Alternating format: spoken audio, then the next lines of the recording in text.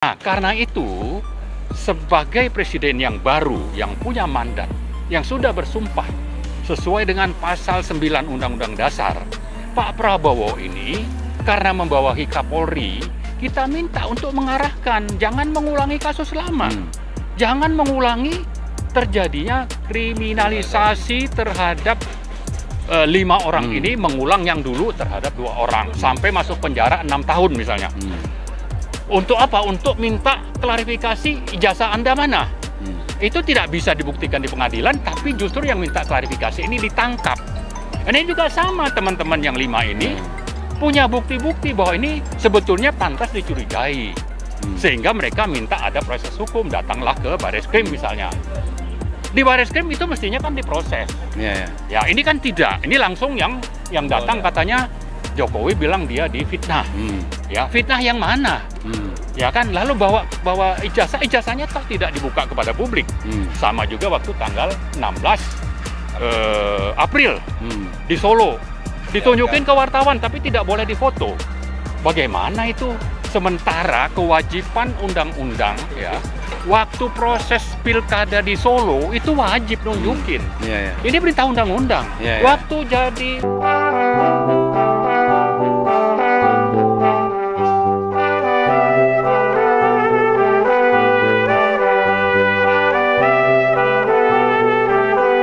Assalamualaikum warahmatullahi wabarakatuh.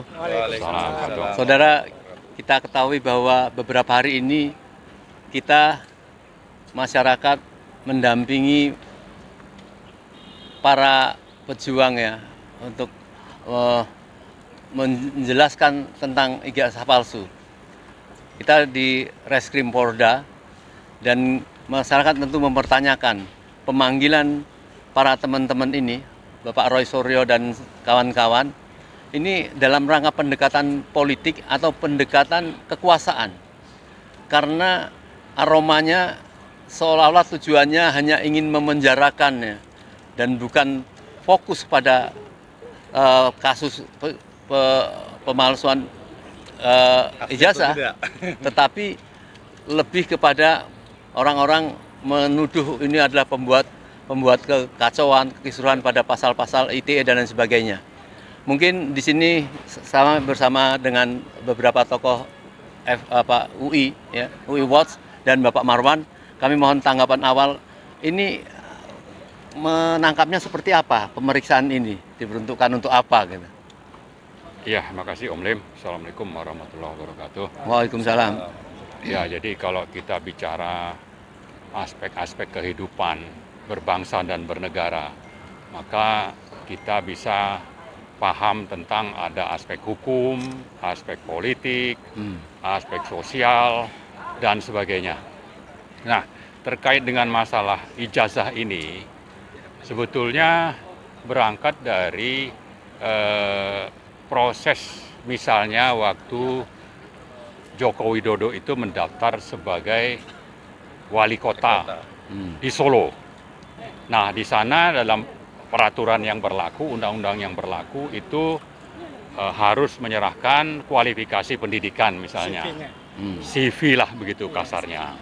Nah, ini sifatnya administratif, tapi juga ada aspek politik, yaitu bahwa ini akan ada proses demokrasi pemilihan. Nah, ternyata dalam perjalanannya itu ditemukan waktu daftar jadi wali kota itu ijazahnya Dr. Andes. Ya. Di DKI untuk jadi gubernur mungkin masih Dr. Andes atau sudah insinyur. Tapi yang jelas waktu Pilpres 2014 dan 2019 itu jadi insinyur. Nah, ini kan data-data ini diserahkan secara resmi ke KPUD dan KPU. Jadi wajar kalau masyarakat itu bertanya, sebetulnya ini ijazahnya Dr. Andes atau insinyur, itu satu. Yang kedua, wajar juga kalau bertanya, mana ini kopinya misalnya. Kok di KPUD dan KPU itu jadi hilang ini data. Gitu. Nah, karena itu, karena ini negara demokrasi, wajar saja bagi rakyat. Kalau memang Anda benar-benar ijazahnya tidak palsu, ya kan, tunjukkan mana, jangan malah hilang. Nah, hilang ini jangan-jangan ada komplotan di KPUD dan KPU. KPU menghilangkan sengaja gitu. Tapi apapun itu, seandainya rakyat menuntut secara hukum, ya lewat proses di pengadilan, datang ke polisi, nanya, lalu pengadilannya benar, dilakukan secara terbuka, apakah itu di PN yang di Solo atau yang di Jakarta, maka akan bisa terungkap sebetulnya memang ini asli gitu. Tapi kalau prosesnya sendiri tidak pernah dilakukan, yang ada adalah orang yang mempertanyakan itu justru ditangkap. Maka pendekatannya bukan pendekatan hukum lagi. Yang adalah pendekatan kekuasaan. Mentang-mentang berkuasa, jadi presiden misalnya waktu itu, maka bisa mengintervensi yang namanya pengadilan. Hakim-hakim itu bukan memproses, membuktikan di pengadilan ya, bahwa ini memang asli. Tidak ada proses itu. Yang ada adalah dua orang itu ditangkap, lalu dihukum 6 tahun. Siapa itu? Gus Nur dengan Bambang Tri yang mempertanyakan itu. Nah, jadi pendekatan kekuasaan politik otoriter itu sudah terbukti dulu waktu kasus Bambang Tri dan Gus Nur. Nah, sekarang ini kelihatannya akan kembali terulang. Terhadap siapa? Terhadap 5 teman-teman kita yang sudah dipanggil, yang katanya itu untuk lebih kepada proses klarifikasi. Nah, klarifikasi kasus apa? Ini juga tidak jelas. Hanya disebutkan kejadian tanggal 26 Maret. Kasus apa? Artinya bahwa polisi ini terkesan sekedar menjalankan perintah. Perintah siapa ya? Dicurigai dari Joko Widodo, N-Gang misalnya. Nah, karena itu sebagai presiden yang baru, yang punya mandat, yang sudah bersumpah sesuai dengan pasal 9 Undang-Undang Dasar, Pak Prabowo ini karena membawahi Kapolri, kita minta untuk mengarahkan, jangan mengulangi kasus lama. Jangan mengulangi terjadinya kriminalisasi terhadap 5 orang ini, mengulang yang dulu terhadap 2 orang, sampai masuk penjara 6 tahun misalnya. Untuk apa? Untuk minta klarifikasi ijazah Anda mana? Itu tidak bisa dibuktikan di pengadilan, tapi justru yang minta klarifikasi ini ditangkap. Ini juga sama teman-teman yang 5 ini punya bukti-bukti bahwa ini sebetulnya pantas dicurigai. Sehingga mereka minta ada proses hukum, datanglah ke Bareskrim misalnya. Di Bareskrim itu mestinya kan diproses. Ya, ini kan tidak. Ini langsung yang datang katanya Jokowi bilang dia difitnah. Ya, fitnah yang mana? Ya kan, lalu bawa ijazahnya tak tidak dibuka kepada publik. Sama juga waktu tanggal 16 April di Solo, ditunjukin ke wartawan tapi tidak boleh difoto. Bagaimana itu? Sementara kewajiban undang-undang ya, waktu proses pilkada di Solo itu wajib nunjukin. Ini perintah undang-undang. Waktu jadi pendaftar waktu Pilpres 2014 itu wajib ditunjukkan. Kenapa kok itu tidak? Sampai sekarang kita tidak bisa lihat mana yang asli. Jadi seandainya dibilang ini teman-teman ini memfitnah, fitnahnya seperti apa? Ya, kalau memang benar fitnah, nah yang asli mana? Ini tidak ada yang aslinya gitu, tidak kelihatan. Nah, kita menyuarakan ini apa? Dalam rangka ingin menjalankan perintah Allah. Ya, ini nahi mungkar. Jangan sampai nanti semua orang ditipu. 280 juta orang rakyat Indonesia itu tertipu. Nah, kita tidak mau itu supaya hukum ditegakkan. Jangan menjalankan pemerintahan, kekuasaan dengan pendekatan politik kekuasaan, otoritarianisme, ya jangan seperti itu. Kalau seperti itu ya, saya kira ini negara untuk akan kemana nanti? Kita tidak mau seperti itu. Saya kira itu secara umum. Saudara, kita tahu bahwa salah satu keyakinan dari 5 sahabat yang sedang diperiksa di Polda kali ini, yaitu adanya dugaan masyarakat bermasalah pada ijazah itu didasarkan pada 2 hal. Salah satunya 2 hal. Pertama adalah masalah skripsi, yang kedua adalah masalah KKN. Sehingga apabila terjadi keluarnya ijazah, katakan itu asli, itu pun sudah bermasalah. Inilah yang tentunya tadi kita tanyakan dari jawaban dari Pak Marwan tadi tentang pendekatannya ini pendekatan politik atau pendekatan kekuasaan. Ya, kalau pendekatan kekuasaan pantas saja target mereka pokoknya ingin memenjarakan. Ini yang akan menjadi masalah apabila terjadi penahanan secara tidak adil. Mungkin ada dari UI Watch ya, ada Bapak Buyung, silakan. Saya kasih waktu sebentar. Assalamualaikum warahmatullahi wabarakatuh. Salam. Kondisi pada saat ini kalau kita lihat, ya, kondisinya sudah nggak benar. Polisi dalam hal ini Kapolri kayaknya sepertinya telah diatur ini semua. Dan kita berharap kepada polisi supaya jujur, ya, benar dan adil. Kalau mau dianggap sebagai polisi Republik Indonesia. Dan kita berharap kepada Prabowo sebagai seorang presiden yang punya mandat dari rakyat, yang telah bersumpah demi rakyat, demi negara ini supaya bertindak tegas. Jangan sampai hanya menjadi presiden omong-omong saja. Harus tegas bahwa saya adalah pimpinan di Republik ini, dan saya percaya, kami percaya Prabowo dapat berbuat dengan tidak melibatkan Jokowi lagi sebagai mantan presiden. Jangan sampai ada image Prabowo cuma mau jadi presiden omong-omong. Ya. Saya kira Ya, demikian. baik, Pak Buyung. Mungkin mau menambahkan ya. Bismillahirrahmanirrahim. Assalamualaikum warahmatullahi wabarakatuh. Salam. Saya Heru Purwanto dari UAS menambahkan bahwa kami di sini juga kembali akan mengingatkan Polri agar menjunjung tinggi slogan kami, yaitu Veritas Probitas Justitia, di mana kita perlu menegakkan kebenaran, kejujuran, dan keadilan. Jadi sekali lagi tolonglah Polri, kali ini adalah saat yang menentukan buat kalian.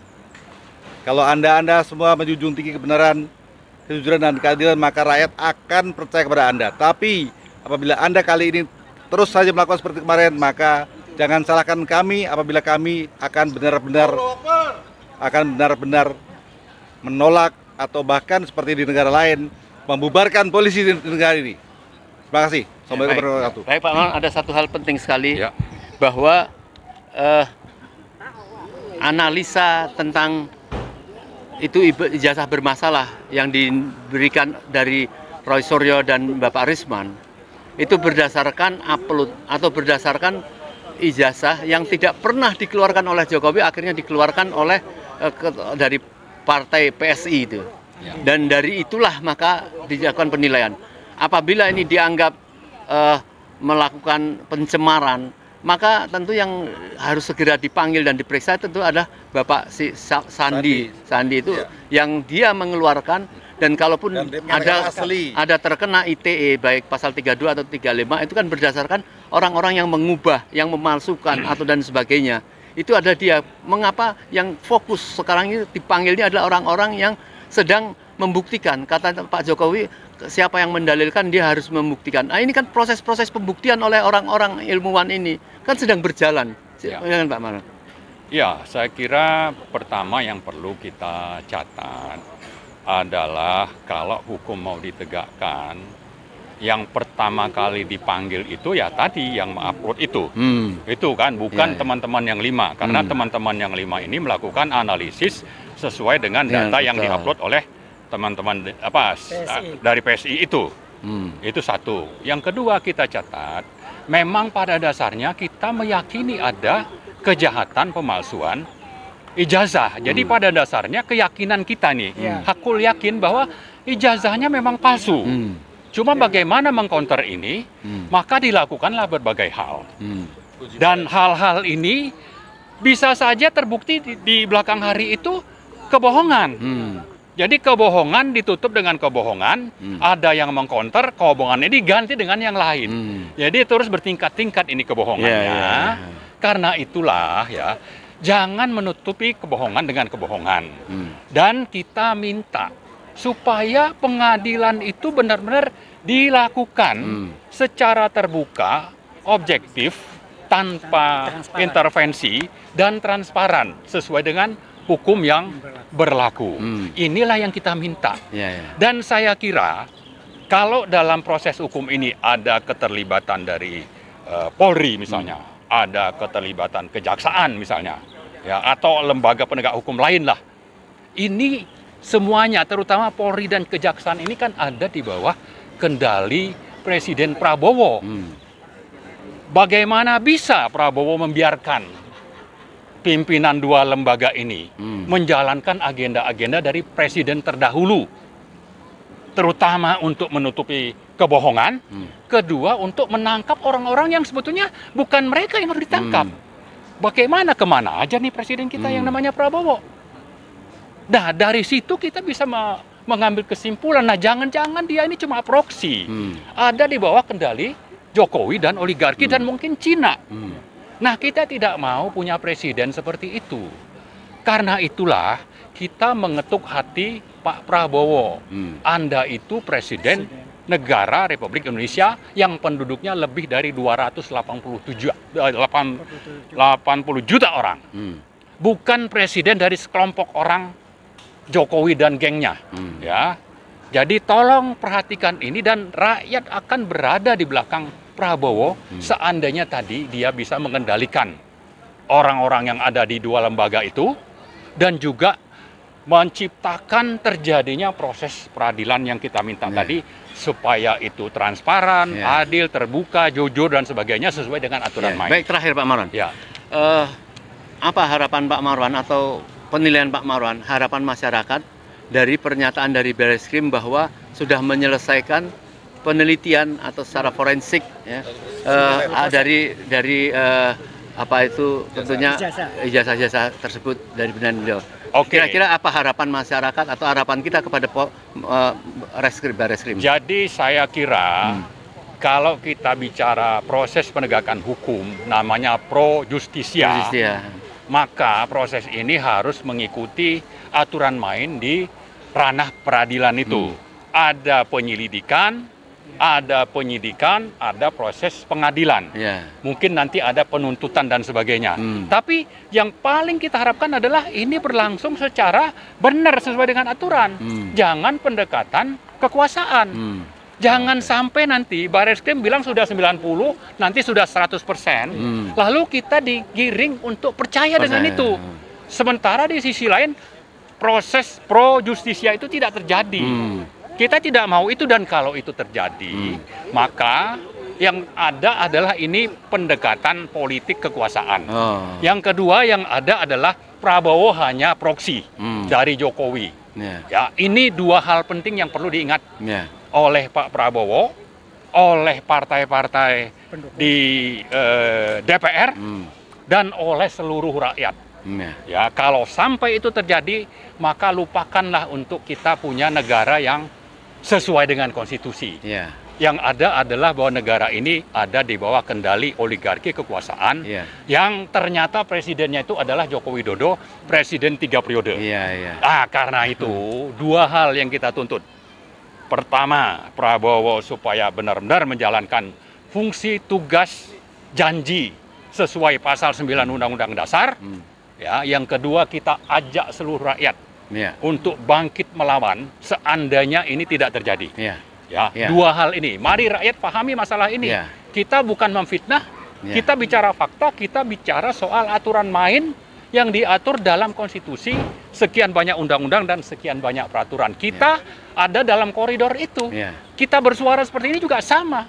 Kita melakukan itu untuk apa? Untuk tegaknya NKRI secara berdaulat.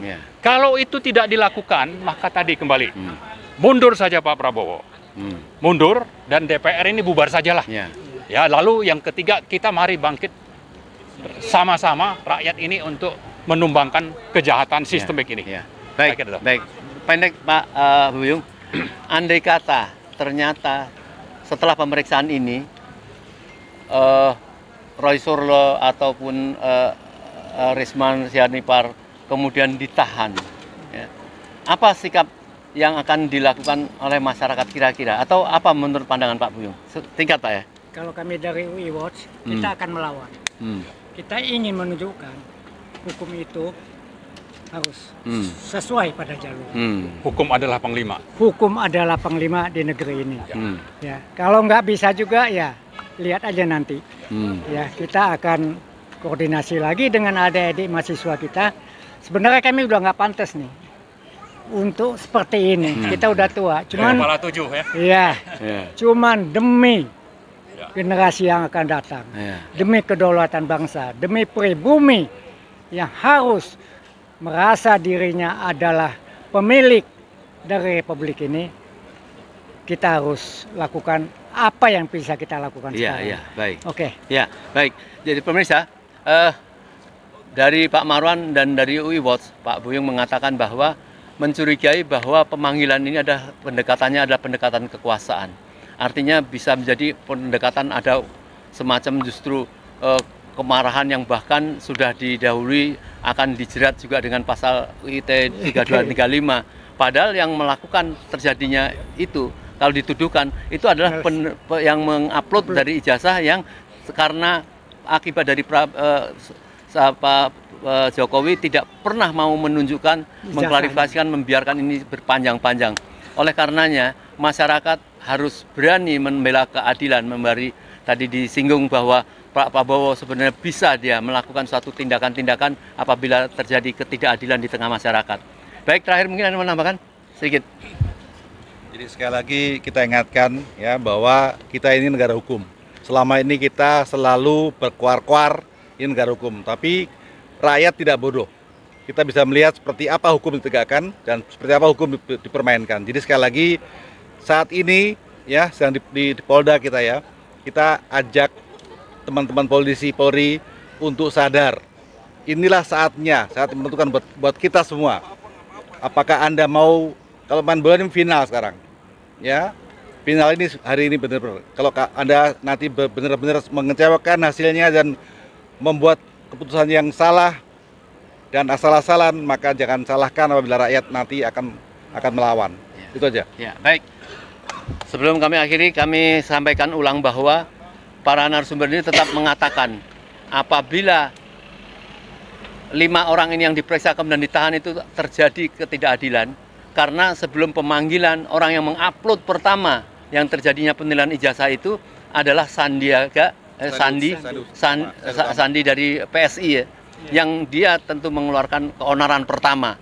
Apabila itu tidak dilakukan pengadilan atau pemanggilan, maka pasti rakyat akan melakukan satu perlawanan. Ini terjadi ketidakadilan dan ini yang namanya pendekatan kekuasaan ya, yang hanya menjaga kepentingan Jokowi yang mengatakan ini menyakitkan hati kita. Kita tidak memisahkan antara Jokowi dengan dia sebagai seorang presiden. Seorang presiden memang harus bertanggung jawab terhadap apa yang terjadi ini. Saya kira mungkin itu kita tunggu dan rakyat harus semua memonitor apa yang sedang terjadi pemeriksaan ini mungkin sampai malam atau sampai besok. Jangan sampai ada terjadi satu penahanan sebelum terjadi suatu pengadilan yang sebagaimana dijanjikan. Assalamualaikum warahmatullahi wabarakatuh. Siap.